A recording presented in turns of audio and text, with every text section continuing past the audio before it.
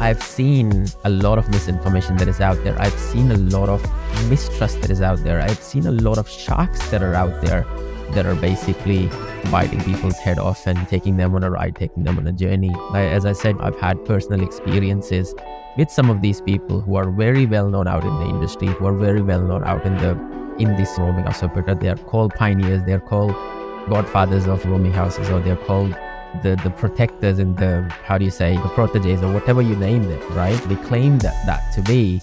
But when you go through the process, when you put yourself through the process, you realize how broken the system is. So I understand where a lot of these problems are coming from. And it's quite important that you have built a brand around this, where you've been able to identify each and every problem, and you have tried to basically solve that problem for clients.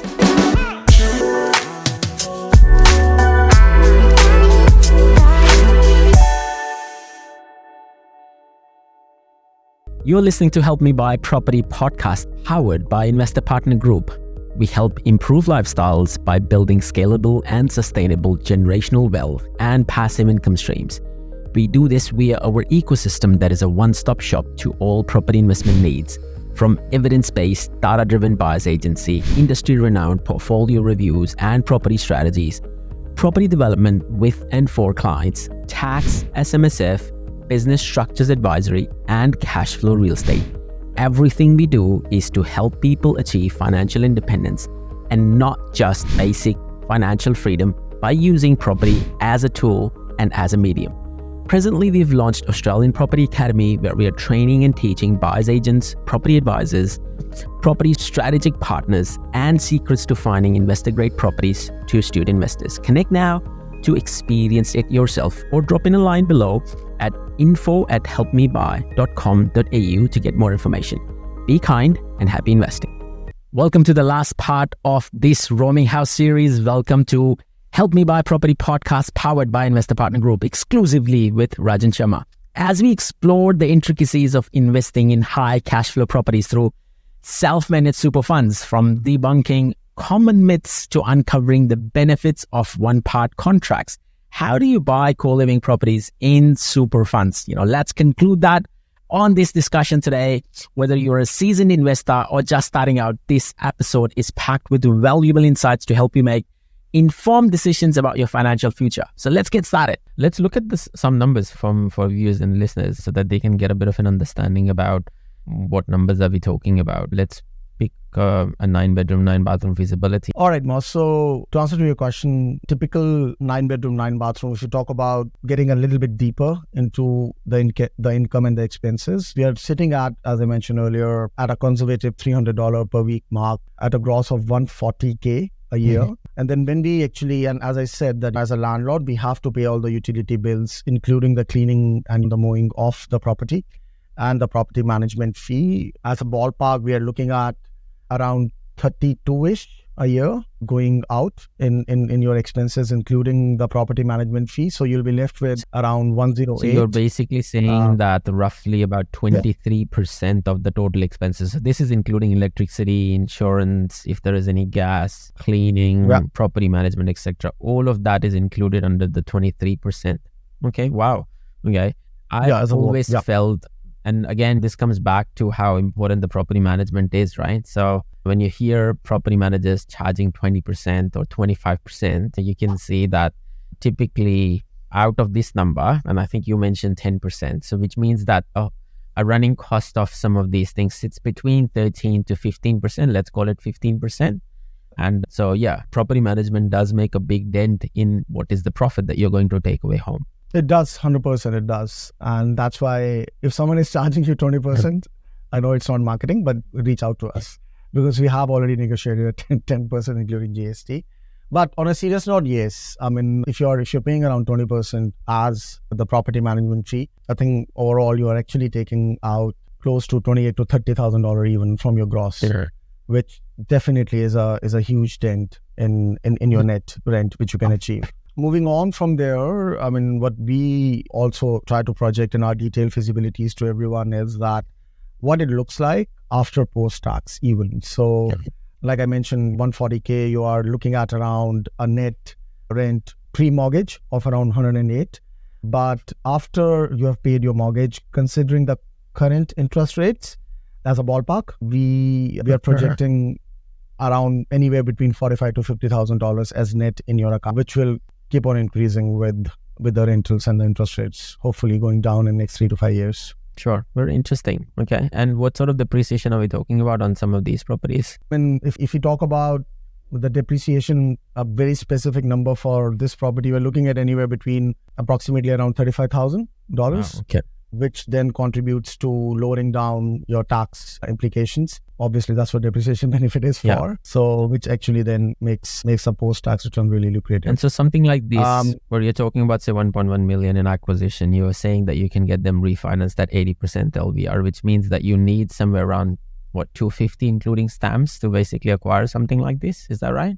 Yeah, so it's kind of a range. I mean, we're looking at anywhere between 950 to 1.1 mil, where we are actually talking about. It depends upon the land price really drives the total acquisition cost. But to answer to your question, it varies anywhere between 220 to 250K, which then can be actually taken out by your equity or liquid cash. So yeah, that's a number. Let's assume a worst case scenario, right? Let's assume a worst case scenario. Let's say that 250 is the number. And you're walking away with, say, 45,000 at 250,000 every year. You're talking about 18% cash and cash return, basically. And this is which is amazing. Which is pretty awesome, because even development sites don't deliver that sort of return. And then you are saying that you can basically get this money back out once the tenancies are placed in, and you can take it back to even 90% if you really wanted to. And basically you can rinse and repeat every year if you're following this strategy correctly. So that's the most important aspect, Moss, which you mentioned, and sorry to cut you there, but it's really, really important to understand that when you talk about refinances, I mean, often people start getting into the calculations of, well, I'm topping up my loan, right? But understand you're already sitting at a very high cash flow. What it enables you to do is that take that cash out, which let's say you're parting away with $500 to $800 more per month, but does it really matter? Because that amount which you'll take out will enable you to build another similar asset, which will then increase or double your passive income, which you were earning earlier from one. So and typically, like, very powerful, because your fixed cost doesn't change much. An extra sort of $20 increase in rent per room basically increases an extra $10,000 in your bank, right? So an extra 40 is basically $20,000, and so I think that's where the game really, really changes, right? So a $20 increase 100%. In rent is not massive. That's quite average in the bigger scheme of things. That's what you would expect happening every year when you're talking about 4 to 5% rental increases that are very normal, even in a normal market. Forget the market that we are in right now. So it's quite interesting.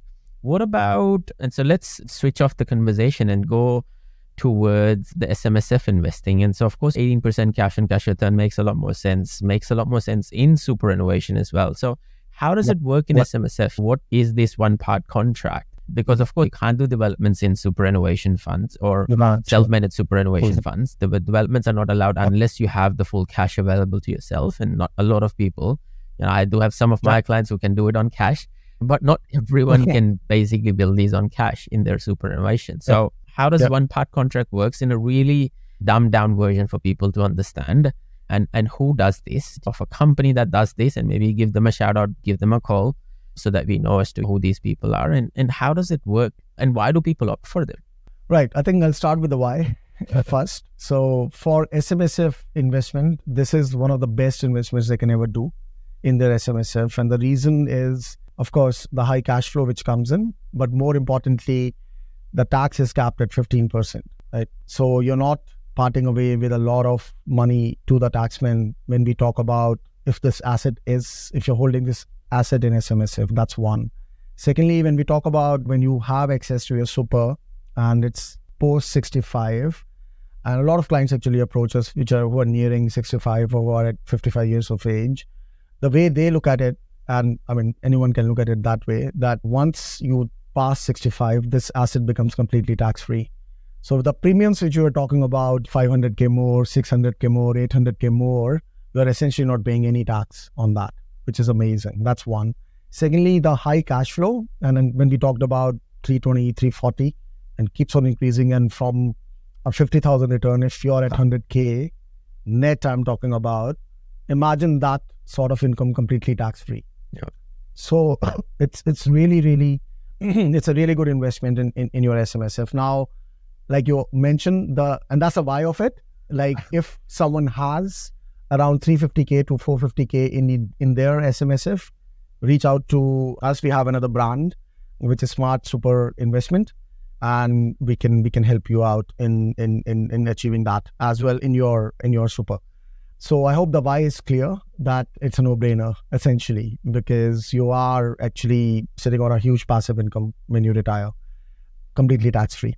Now, the reason why we had to form a separate brand... I can stop you there. Sorry? So don't get yourself taken on a ride by property spookers, so-called property investment advisors, or buyer's agents who are selling house and land packages, or off-the-plan properties or apartments. Get yourself a copy of this book called The Millennial's Guide to Property Investing. This book is not just for millennials. The title suggests, but it's actually the most advanced way of investing in property. Now, this book will relate to your clients, your colleagues, and other business owners. There are so many property spookers out there who have come out of the woodwork over the last 3 to 5 years, and there is so much misinformation out there that I had to write a book about all the F-ups that people can actually avoid in order to be super successful in the property investment journey. Some of these are really easy to identify, but they are so costly to fix once these mistakes are made. So it's a short book, it's easy to read, it has a lot of stories, it has a lot of examples, and it is a true guide for people who wants to do it themselves. My name is Moxin Reza. This is my story, and a lot of you will relate to parts of this story if you're not born in the riches, and if you're trying to build a property portfolio that can last generations and help you improve your lifestyle along the way. So I give you a chance to come out there and have a read. Be kind, stay safe, keep smiling, keep investing, and please do check out the book.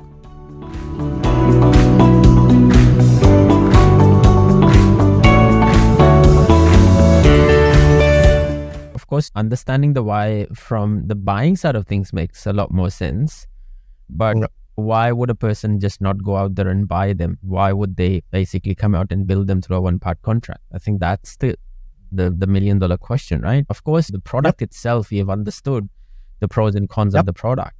My question is more about, well, why would I not just go out there and buy a 5-bedroom, 5-bathroom, or a 6-bedroom, 6-bathroom, or 9-bedroom, 9-bathroom, instead of going through this hassle of one-part contract and still paying a deposit and building it?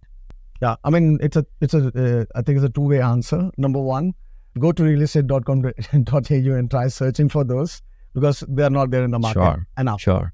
Now, but having said that, if you're lucky to stumble upon such an opportunity, bear in mind that, as we already mentioned, you will be paying a huge premium to acquire it in your SMSF, which will be way more of the extra cost you need to pay for a one-part contract.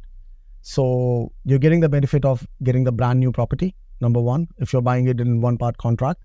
And I'm literally saying you might be saving 200 to 300K if you are building it from the scratch in a one-part contract, because the one who is selling it will be charging a huge premium. Sure. Okay. Makes sense. Yeah. But then one part contract is not for free as well, right? So there is some money that you part away with when you're doing a one-part contract. Yes. So help people understand what is a one-part contract, because technically it's a bypass of you not being able to do a development, and typically it's an off-the-plan property that you're buying, right? So help people understand what a one-part contract is. So there are various companies actually doing it in Australia. What a one-part contract essentially is that you enter into a one-part contract with a company who does everything on your behalf. So a really dumbed down version would be that you're not acquiring it, but what you are actually getting into is a legal agreement between your SMSF and that company that will be buying the land, will be paying the progressive payments for the build, signing the build contract, and completing the build of the 9-bedroom, 9-bathroom. So that document, again, a dumbed down version would be that it might contain the Section 32, which is the land contract, and the build contract, and the special conditions, which mention that there'll be a transfer of ownership, which will happen at the end. Sure. So you pay a certain percentage initially to that company to do everything on your behalf. Yeah. And you can sit back and relax and watch the show, essentially, because the company will be validating, vetting, doing all what we mentioned on your behalf. You don't need to worry about any progressive payments or anything which the company will do. But at the end, what will happen is that there's a transfer of ownership happens. And one thing I really want to call out is that there's a stamp duty element which happens at the end, which you need to pay for the total asset. So ultimately, how you're circumventing, I'll not even say circumventing, that's allowed and that's been there since years, is that you are actually buying off that asset from that company with whom you had that legal agreement with, which is smart super investment, by the way.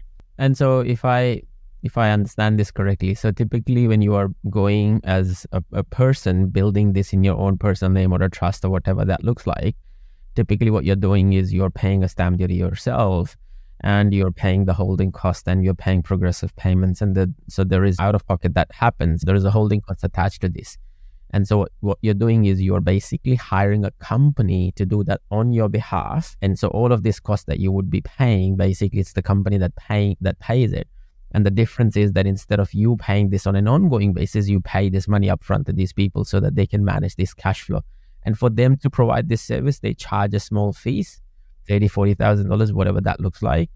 And the worst case scenario, which always happens, is that it attracts stamp duty when you're basically buying this property from this particular company as well. Is that right? Yeah. Yes. So what you're saying is it's a small cost to pay that this company charges, say, $30,000, for example, and a stamp duty of an extra, say, $40,000. And so all up, it's like $60,000 or $70,000. It's still worth paying that money through super, because if you're going to go out and buy them in open market, they would be selling at $300,000 to $400,000 or $500,000 premium. And so you don't want to pay that premium. Or worst case scenario, you might not be able to even buy these, or people who are selling them should not have built them in the first place because they built them in the wrong location. And so you're basically bypassing some of this by making sure that you're building the right quality, you're building the right product, and you're building it in the right location of your choice. That is basically a set and forget strategy within superannuation. I mean, that's a very important point you mentioned, that you need to be very careful when you're going and buying these assets,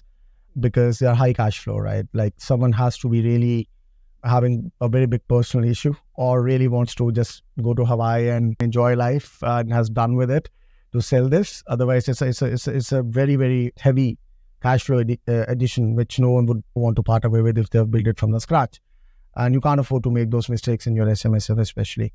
So just be a bit extra careful when you're planning. And again, I mean, I'll not say shopping around, because there are very limited assets which come in the first place.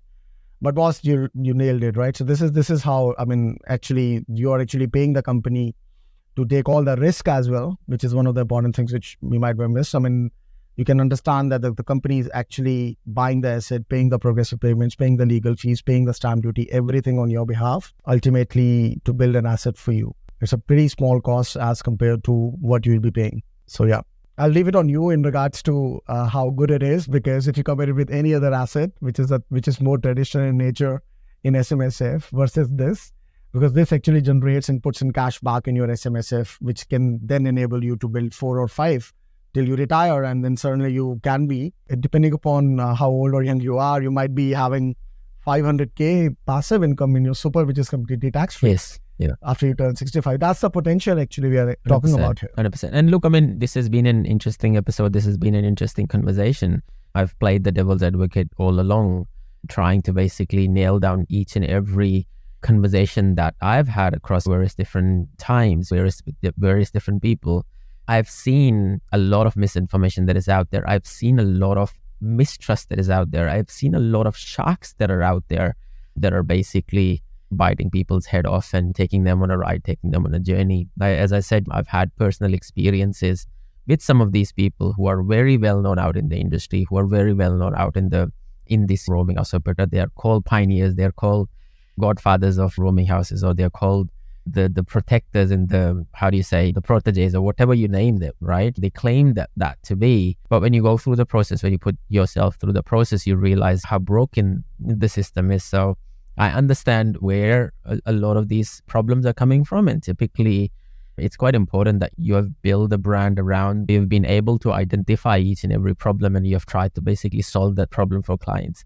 And ultimately, you've created that product that's way too good to be true, right? And so it's important for people to understand that it's a very product owner mentality that is coming through some of these things where you've taken a solutions-based focus and you've picked up the problem, solved the solution, picked up the problem, solved the solution, and you've ultimately come up with the product that answers all of these problems that you and I basically have explored and experienced with some of these operators who are out there. So thank you for coming out today. So just close it with a comment that when we talk about the issues, the problems, we are talking about real people. We're talking about real assets. We're not talking about any competitive analysis or the process or certain gaps or anything. We are actually talking about people who have suffered due to bad processes in place, essentially, like you mentioned. And just calling it out loud, there's so many people who are coming from these big kind of sharks to us who have been bitten and who have been a little bit saved. And they love the process. They love how fast we are and how articulate we are. So definitely, I mean, I think the sharks will not be sharks anymore. I can say for sure. Yes. Because there's a brilliant product out there and it is a watertight process, and it is too good to be true because there's a lot of effort and blood and sweat which has gone in to make it watertight. Yes. And look, just to close this off and bring this home together, I've never seen a company who has basically done this to the scale that you guys are doing. So kudos to you guys and your team. Thank you for coming out and have the conversation. For viewers and listeners, if you want to ask any questions, if you have any questions, comments or feedback, feel free to reach out to us at info@helpmebuy.com. If you're trying to contact Raj, you can basically reach Raj out at raj@cashflowrealestate.com.au. Thank you for listening to us today. Keep smiling, keep investing, be kind, stay safe. This is Raj and Moss checking out. Adios. Thank you. Pleasure. Thanks.